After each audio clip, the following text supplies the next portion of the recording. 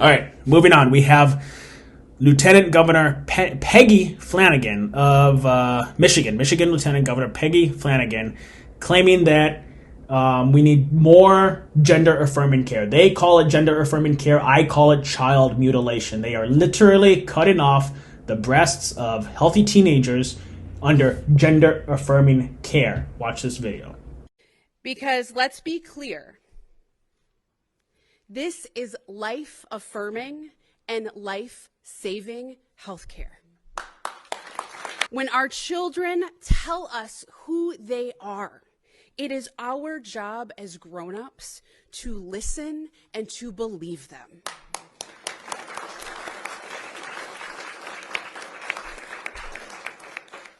That's what it means to be a good parent.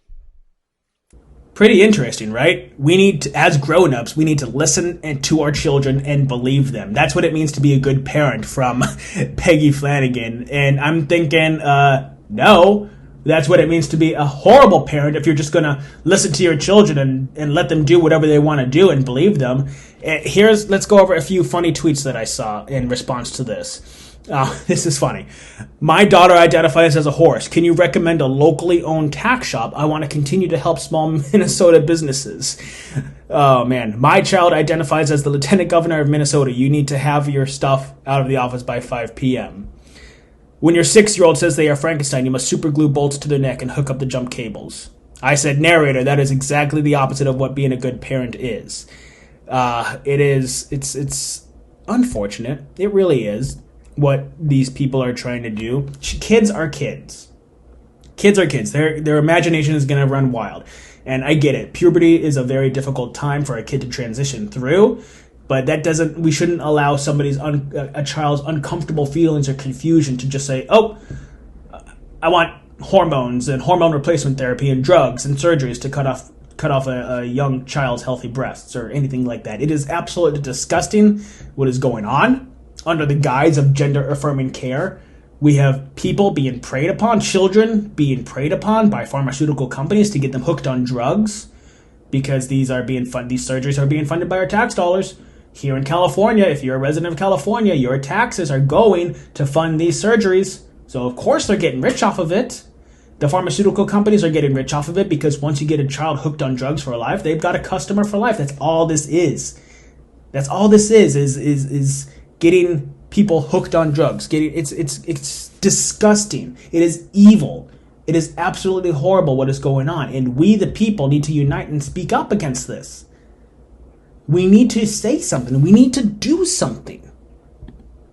I went to Sacramento. Watch this. I went to Sacramento when I was at the spring convention, and I went to the Capitol, and I saw this one of a detransitioner speak. Watch this. A mentally ill teenager who had been groomed and preyed upon and sexually exploited online to the point of authorities getting involved. I spiraled into a hatred of myself and my body and was told that it was just because I was a boy born in the wrong body and that this would fix me.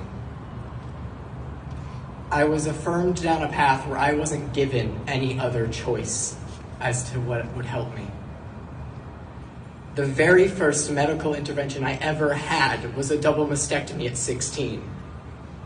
And then a few months later, I was put on testosterone.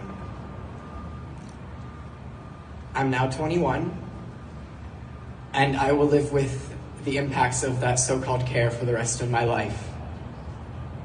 In the past 4 or 5 months, I have watched as my body has fallen apart in front of me. My joints constantly hurting, my vocal cords aching, watching as parts of me atrophy away before my very eyes. Absolutely heartbreaking what is going on. It is absolutely disgusting and heartbreaking what is going on, what is happening to our children, the attack on our children. I don't have any kids myself, but when I do, which I will in the near future, I will protect them. And our children are under attack by so many wolves in our society. It is absolutely heartbreaking and disgusting what is going on.